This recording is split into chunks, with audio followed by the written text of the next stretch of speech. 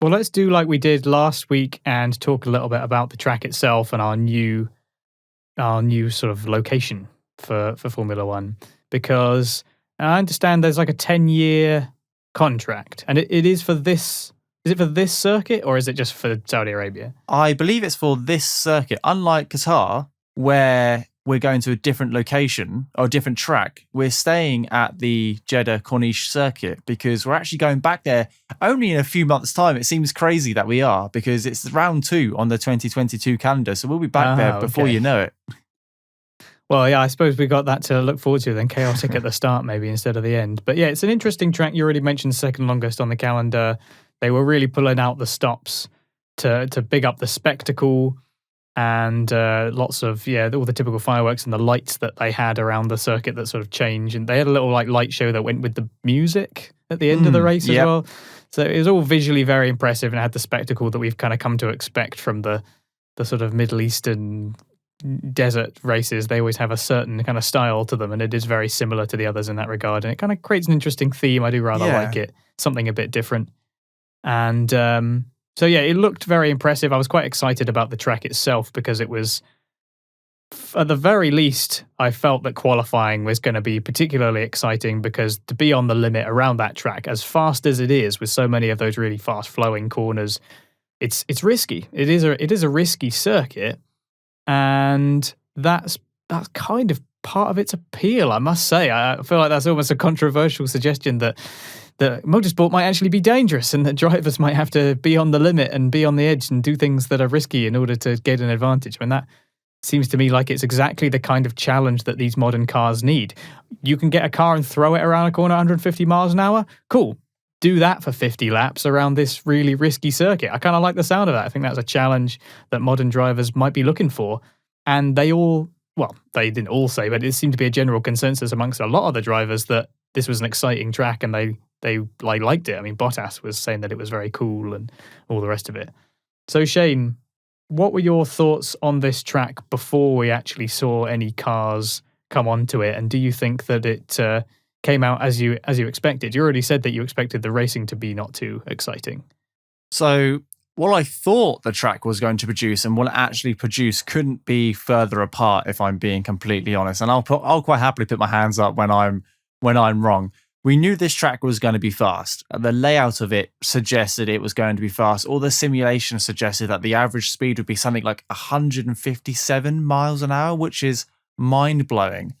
And because it's such a fast, windy circuit, I thought the cars will have issues following each other through it, which is a fair assumption because, well, look at the current F1 cars we have. They struggle to follow in dirty air, and this track was all about high-speed corners where the car behind you is probably going to struggle to follow you.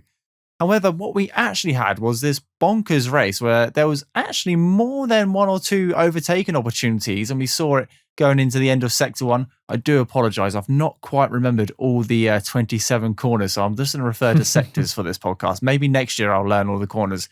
But certainly Sector 1 and going into the first corner, there was multiple overtaking opportunities. We saw it happen in the race between the Ferraris and Ocon, etc., and obviously into turn 1. And then we had that long back straight where we had a couple of cars pass as well. But yeah, couldn't have been more different than what I expected. It was a real surprise. And I use the word surprise because I'm not quite sure if it was a good race or a bad race or a controversial race. It was just surprising.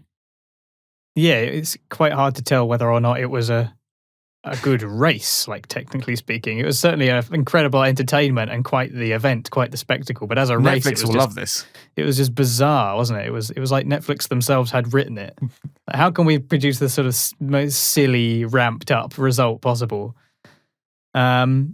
But yeah, did you have any particular safety concerns about this track and about this race? Like you said, there's an element of risk when it comes to street circuits. There has been forever in Formula One. We've got Monaco, where there's been some horrific accidents. We've got Baku, where we've had tyre blowouts going down the back straight. We've also got Singapore, where we've had contact going into the first corner at quite some high speed. So street circuits often produce that level of risk. And in one hand, I'm like, it's a risk. No, actually not in one hand. I love a risky circuit because the drivers have to work so much harder for it. Now, the circuit wouldn't have been signed off in my eyes if it was very dangerous and we're looking to hurt people. In my eyes, this is a risky circuit, and we've got the 20 best drivers in the world driving around it as fast as they possibly can to eke out every bit of lap time. And if anyone should be able to do it, it should be these drivers. Now, a lot of people going into this weekend were concerned about track safety and whether there was enough safety mechanisms in place. And especially in Formula One, we saw a couple of drivers go off in Sector 2, I believe. It's where Charles went off. Not Charles. Was it Charles Leclerc in the Ferrari? Yeah, Leclerc lost the rear. It there, was I think, Charles, at that point. and then Schumacher came off during the race, almost in the same place. They both lost the rear end and went in almost backwards, but more on their side. And both those drivers walked out, which was absolutely fantastic. But that barrier, that Armco barrier, absorbed that impact and allowed those drivers to leave those cars without the aids of doctors or medical staff. So, yes, it does have risk. And drivers will crash because the nature of the circuit is tight. There's walls everywhere.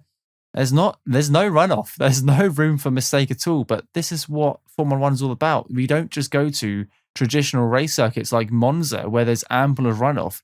Sometimes we pop to these real challenging, tight, windy circuits where the drivers have to completely change their racing style perhaps and be less aggressive.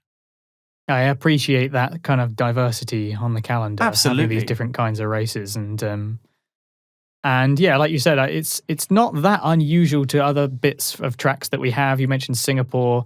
I think of that quite fast bit where it like goes across a bridge and it sort of juts right and left, and then there's a very sharp left-hander going around. That's quite a risky part to do fast. Very, very narrow. Some people do try and overtake there. Massa, I think, did it once, had a brilliant overtake there up the inside once. Yeah, that's a track that similarly is very narrow in places, very fast in places. I don't think there's anything about this track that is overtly dangerous, and I think the safety things that they had in place seem very good to me. And the fact that we had these incidents and all these red flags and safety cars meant that it was a high-risk track, but I don't think that necessarily made it like dangerous, like inappropriately dangerous. Blind corner is not something that we have enough of those at other circuits too. So, yeah, I was looking forward to it because of that risk, like yourself.